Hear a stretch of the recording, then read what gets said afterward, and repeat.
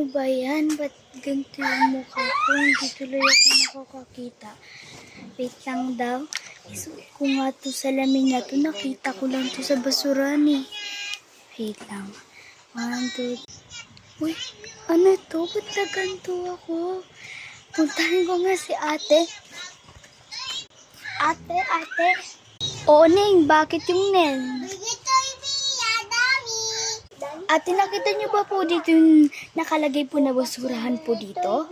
Abi, kinuha na ng tagakuha ng mga basura dito. Ikaw ba yung kaninang bumalik ka dito? Opo, kasi po may nakita po ko sa lamin. Ito po, suot ko po to. Sige.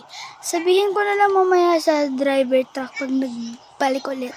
Ate, wag na po. Baka po, hindi na po sila babalik kasi po kinuha po nila yung nalagyan po ng basura. Oh, anak, anong ginagawa mo dyan?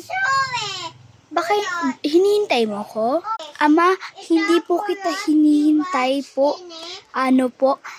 May nakita po kasi po akong salamin po dun sa basurahan na kinuha po ng tagakuha ng basura. Sige, pabayaan mo na. Thank you. O nak, ba't dito ka sa labas, Dak? Naglalaro po ako dito kay Kian po. Kasi po, bibili niya po ako ng toy ni Mama po sa SM. Saan mo yan nakuha yung sunglasses mo? Ang ganda naman nan. Atay, napulot ko lang po ito. Maganda po ba sa akin?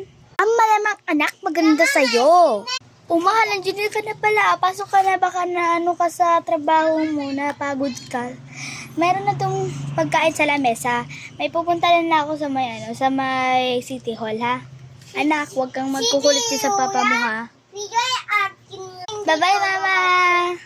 Nak, mamaya ha, tawagin lang kita kay magkain ka na. Sige, Papa, tara Kian, bike tayo. Yay, bye! Nak! Guys, bawal na ako, bye-bye! The end.